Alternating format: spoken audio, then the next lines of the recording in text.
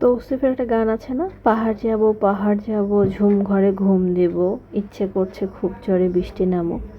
সত্যিই তাই, মনে হচ্ছে পাহাড়ে গিয়ে একটা ঝুম ঘর পাইলে খুব মজা করে একটা ঘুম দিব। আর বাসের ভিতরের যদি কোনো চিকেন টিকেন কিছু পাওয়া যায় তাহলে এই ব্যাম্বো চিকেনটা মজা করে খাবো। আসসালামু আলাইকুম, কেমন আছেন সকলে? নতুন একটা ভিডিওতে সকলকেই স্বাগতম। নতুন ভিডিও দেখতে দেখতে বোর হয়ে গেছেন, চলেন আপনাদেরকে একটু বান্দরবন ঘুরায় আনি। আর এই যে দেখতে পাচ্ছেন চাঁদের গাড়ি, এই চাঁদের গাড়ির এই রডগুলোর মধ্যে যদি একটু ফোম লাগানোর ব্যবস্থা থাকতো তাহলে খুব ভালো হতো। বাবারে বাবা, ভাবছিলাম ন্যাশনাল জিওগ্রাফির হোস্ট হব, একটু পাহাড় দেখাবো, একটু আমাকে দেখাবো, একটু সুন্দর সুন্দর কথা বলবো, রং ঢং করব।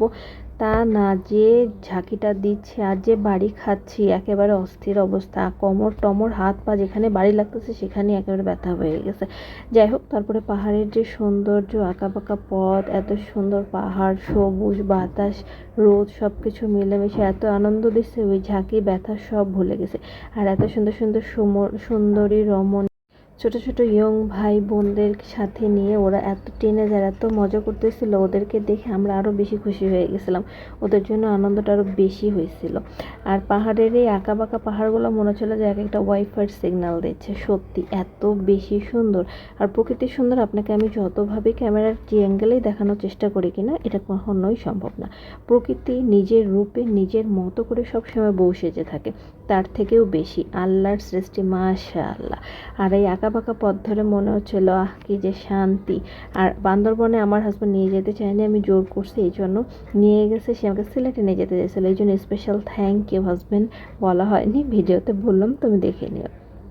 আর এই পোলাপান উপরে উঠছে তো এরা আরও বেশি এনজয় করছে। তারপরে পাহাড়ের এরকম রাস্তাতে যাচ্ছিলাম, তাদের গ্রামের ভিতরে যে ছোটো ছোটো বাচ্চারা এত সুন্দর করে হাই বলতেছিল, এত মিষ্টি লাগছে। এই কংক্রিটের শহরে পাশ দিয়ে হেঁটে গেলেও কেউ গায়ে লাগলেও কথা বলে না, সেখানে তারা অচেনাদেরকেও কি সুন্দর, যতগুলো গাড়ি আসতেছে, যতগুলো অটো সিএনজি, সবাইকে হাই বলতেছে। দারুণ লাগছে আমার বিষয়টা। আল্লাহ ভালো রাখুক, বাচ্চাদের বড় করুক, ভালো মন মানসিকতা বড় করুক। দেখতে দেখতে আমরা এই যে চলে আসছি চাকমা, মারমা, গারো, খাসিয়া, কোনটা হবে আমি জানি না, কিন্তু আদিবাসী সবারই এলাকায় তো আছে, কেউ না কেউ আছে। তাদের এলাকার ভিতর দিয়ে যাচ্ছে, তারা খুব সুন্দর করে হ্যাঁ বলতেছিল। মুরব্বী, বয়স্ক, বাচ্চা সবাই অনেক আনন্দে খুব সুন্দর করে আপ্যায়নের জন্য হাত দিচ্ছিল, স্বাগত জানানোর জন্য। আর যখন একটু রোদ পড়তেছে তখনও ভালো লাগতেছে, যখন একটু ছায়া যাচ্ছি তখনও ভালো লাগতেছে। আর আমরা যেখানে আসার রোয়াংছড়ি সেখানে চলে আসছি। এখানে আমাদেরকে 2 ঘন্টা ওয়েট করতে হয়েছে, কারণ এখানে আর্মিদের কাছে আমাদের ডকুমেন্টস জমা দিতে হবে, এনআইডি কার্ড, নাম্বার, এই ডকুমেন্টসগুলো। আর এখানে আমরা এই প্রিন্ট করেও আনছিলাম, কিন্তু যাকে দেওয়া হয়েছে সে হারাই ফেলছে। আর এখানে প্রিন্ট করতে যাওয়া যে দিছি, এখানে আবার কারেন্ট চলে গেছে, এখন হ্যান্ড রাইটিং করতে হবে, এই জন্য সবাই আরও বেশি করে ওয়েট করতেছে। অনেকে বলে পাহাড়িরা কথা বলে না, কিন্তু দেখেন আমার এই ভিডিওতে পাহাড়ি থেকে একজনকে এখানে অনেক কিছু পাওয়া যায়, যে মোবাইলের ব্যাগ যেন পানি না ঢোকে, এই জন্য উনি কত সুন্দর করে রিপ্লাই দিচ্ছিল। এখানে ফল ফ্রুট, জামা কাপড় পাওয়া যায়। Hello guys, note on fine.